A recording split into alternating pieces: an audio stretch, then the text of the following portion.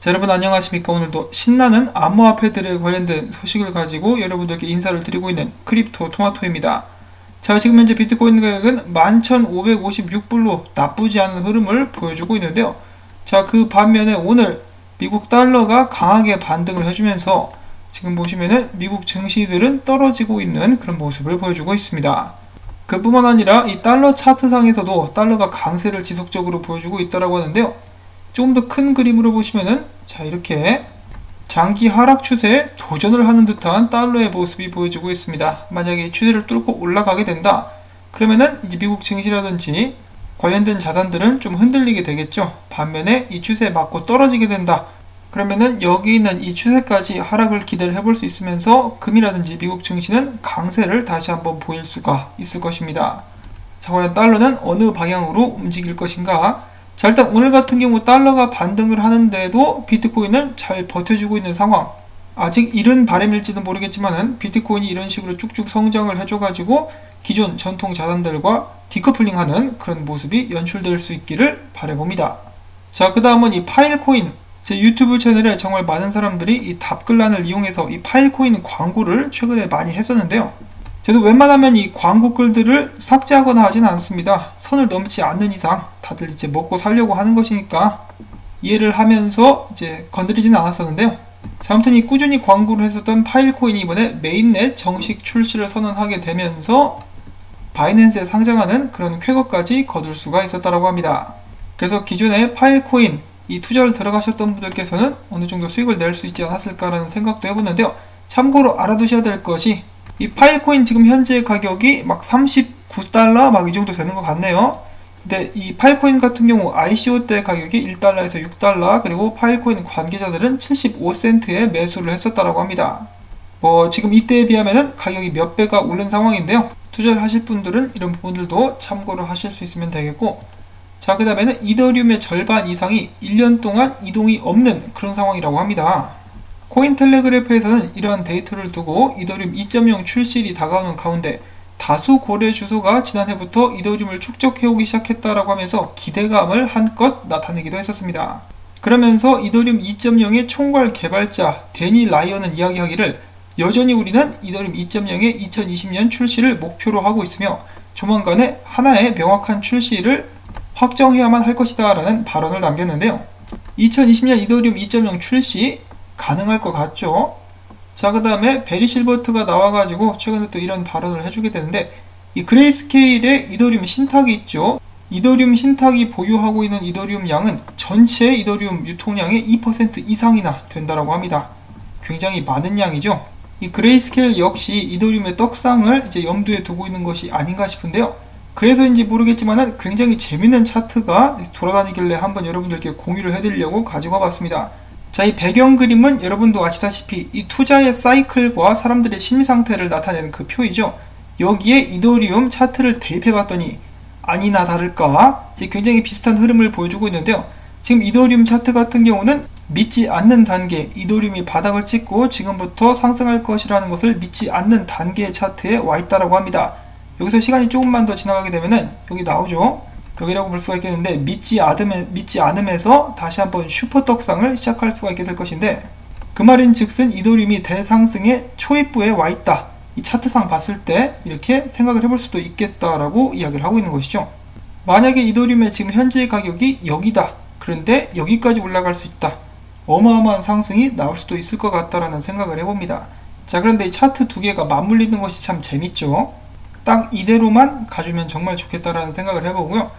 자, 이더리움 2.0에 관련된 소식 몇 가지가 더 있습니다. 최근에 히스타버트 CFTC 위원장이 이더리움에 대해서 감명받았다라고 이야기를 하면서 이더리움 블록체인에 대한 인식을 드러냈다고 합니다. 그러면서 그는 이더리움 2.0이 분산화가 높을수록 증권이 아닌 상품의 분류에 들어갈 가능성이 높다라고 이야기를 하기도 했었습니다. 자, 이런 그의 발언을 들은 비탈릭, 당신의 지지에 감사드린다라면서 트윗을 통해서 인사를 하는 모습이 또 보여지기도 했었습니다. 자, 그 다음에 암호화폐 프로젝트 알파가 이야기합니다. 우리가 최근에 아마존 웹 서비스와 파트너십을 맺었어. 그러니까 가격 상승이 좀 왔었는데요. 사람들은 물어봅니다. 야, 너 정말 양측에서 협력을 맺은 파트너십이야? 아니면은 니네가 그냥 아마존 측의 서비스를 사용하는 걸 가지고 파트너십을 맺었다라고 광고하는 거야? 물론 여기에 대해서 답을 하진 않았는데요. 알파 측에서 궁극적으로 의도했던 바는 관심 끌기와 코인 펌핑이 아니었나 싶습니다. 자, 그 다음엔 테조스 측에서 이번에 구글 클라우드와 협약에 대해서 더욱더 자세한 사항을 공개했다고 하는데요. 구글의 빅쿼리를 통해서 테조스의 데이터를 더욱더 검색하기 쉽게 만들었다. 대략적으로 이렇게 볼 수가 있겠는데, 알파와 달리 테조스 같은 경우는 이런 발표에도 불구하고 특별히 가격에 펌핑이 오거나 하는 모습은 찾아볼 수가 없었습니다. 자, 아무튼 테조스와 구글 클라우드가 함께 협력하고 있다, 이 소식을 여러분들께 전달을 해드리고요. 자, 그 다음에는 비트코인 도미넌스인데, 지금 도미넌스 보시면은 하락 추세를 뚫고 지지 확인 후 올라갈 준비를 하고 있다 라고 이야기를 하고 있는 것인데, 만약에 이 상태에서 도미넌스가 지속적으로 올라가게 된다라면은 알트코인들은 높게 될 수 있으니까 조심하라라고 이 분석가도 이야기를 하고 있는 것이죠. 자, 최근에 알트코인들 같은 경우는 그닥 분위기가 좋지만은 않았었습니다. 자, 과연 앞으로는 어떻게 될런지. 자, 그 다음에는 비트코인 관련된 소식들 알아보도록 하겠습니다. 마운트 곡수 배상 계획안 제출 기한이 2개월 동안 또 연기가 되었다고 합니다. 이건 뭐 계속 미루기만 하네요. 차일피일. 자, 그래서 이 배상안이 미뤄졌으니까 뭐 이 마운트 곡수 때문에 떡락할 일은 당분간은 걱정은 안 해도 될 것 같고요. 자, 그 다음에 최근에 또 암호화폐 시장에서 크게 화제가 됐었던 소식, 온갖 음모론의 중심지라고 볼 수 있는 로스차일드가 GBTC 신탁 235주, 그러니까 비트코인으로 치면은 27개를 매입했다라는 뉴스가 확산이 되고 있다고 하는데요. 이것은 사실 3년 전에 있었던 일이라고 합니다. 자, 뭐 근데 3년 전이니까 지금 뭐 더 샀을 수도 있겠죠. 그것은 아무도 모르는 것인데, 아무튼 이 소식 자체는 3년 전 소식이다, 이렇게 알고 계시면 될 것 같고요. 자, 그 다음에 WBTC에 새롭게 5,000개의 비트코인이 묶였다라고 합니다. 어마어마한데요. 이 WBTC 서비스를 제공하는 코인리스트의 CEO는 WBTC 수요가 급증하고 있다. 비트코인 고래들은 손에 들고 있는 자산을 포기하지 않으면서 수익을 만들어내기를 원하고 있다라고 설명을 했습니다. 자, 5,000개가 묶였으니까 가격 상승에는 도움이 될 수도 있지 않을까라는 희망을 가져봅니다. 자, 그 다음에 최근에 암호화폐 시장의 큰 화제거리 중에 한 가지는 여러 회사들 및 자산관리사들이 비트코인을 매수를 했다라는 소식인데요. 어디에서 4천 몇 개를 샀다, 어디에서 10,000개를 샀다라고 하면서 크게 화제가 되고 있는데, 코인베이스 같은 경우는 콜드 스토리지에 무려 99만 4,904개의 비트코인을 쟁여놓고 있다고 합니다. 자, 물론 얘네들은 거래소이긴 합니다만 그래도 액수가, 그 물량이 어마어마하죠. 여러분, 만약에 지금 코인베이스가 IPO를 준비하고 있는데 IPO가 이제 성사가 되고 나서 비트코인 가격이 오르면은 코인베이스 이 주가가 얼마나 많이 올라가겠습니까? 들고 있는 비트코인만 90만 개가 넘는다는데 말이죠. 이런 점들도 이제 참고로 하시면은 괜찮지 않을까 싶어가지고 잠깐 언급을 해드렸고, 자, 그 다음으로 이어서 유명 매크로 투자자이자 비트코인 투자자이기도 한 댄 타피에로 씨가 이렇게 이야기를 했다고 합니다. 그레이스케일이 미친듯이 비트코인을 매수를 하고 있다. 그레이스케일은 채굴을 통해서 새롭게 공급되는 비트코인의 77%를 매수하고 있는데, 만약에 여기 가속도가 붙어가지고 77%가 아니라 110%까지 매수를 하게 되면은 비트코인 공급 부족 현상이 일어날 수 있다. 이렇게 되면은 비트코인이 미친듯이 이제 상상할 수 없을 정도로 가격이 올라가도 이상하지 않을 것이다. 그와 동시에 숏 포지션은 뚝배기가 가루가 되버릴 것이라는 분석을 남기기도 했다고 합니다. 자, 여기서 궁금한 점은 이 그레이스케일은 도대체 돈이 어디서 이렇게 많이 나가지고 비트코인을 지속적으로 매수를 할 수가 있는가? 이 투자금은 어디로부터 나오는 것인가? 어쩌면 이 그레이스케일은 누군가들을 위해서 대신해서 비트코인을 사서 모아주는 역할을 하고 있는 것은 아닌가라는 생각도 한번 해봅니다. 자, 그 다음에 비트코인 같은 경우 미국의 대선이 끝나고 나면은 15,000달러까지 오를 수 있을 것이다 라고 스택펀드라는 곳에서 보고서를 통해서 밝혔다고 하는데요. 스택펀드는 암호화폐 지수펀드입니다. 그들이 이야기하기를 지표 중에 MVRV라는 비율이 있는데요. 이 지표는 기존 방식의 시가총액과 최근 거래된 비트코인의 가격을 각 거래 규모별로 합산해서 계산한 실현 시가총액의 비율을 통해서 비트코인의 가격 추세를 보다 정확히 평가할 수 있도록 설계된 그런 지표라고 볼 수가 있겠는데요.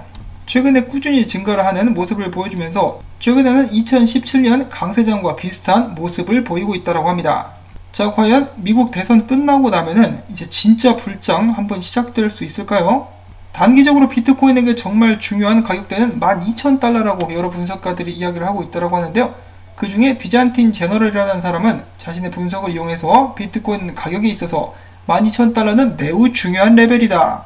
만약에 비트코인이 12,000에서 3,000달러 범위를 상회하는 급격한 상승세를 보일 수가 있다라면은 비트코인 가격은 16,500달러대까지 올라서 결국 사상 최고치를 기록할 수 있다라고 전망을 한 것입니다.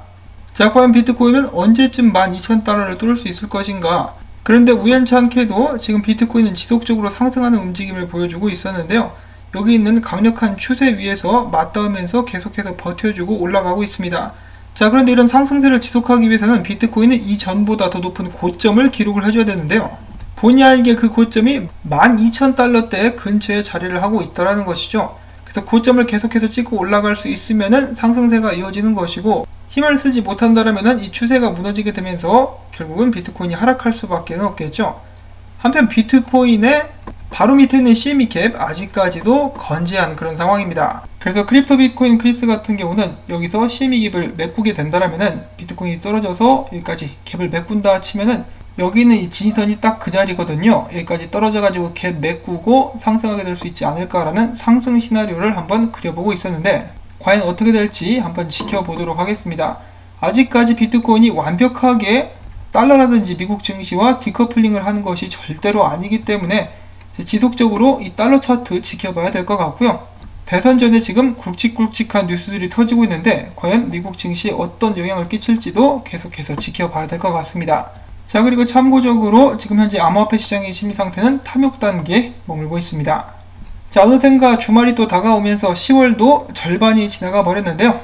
일주일 동안 수고 정말 많이 하셨고 주말 동안에 편히 쉬실 수 있기를 바라면서 제가 오늘 준비해본 정보들이 도움이 됐다 싶으시면은 여러분도 아시다시피 여러분들의 도움이 있어야만 저도 계속해서 채널을 유지할 수가 있겠죠. 금요일을 맞이해서 광고 봐주기 한 편만이라도 해주시면 정말 감사드리겠습니다.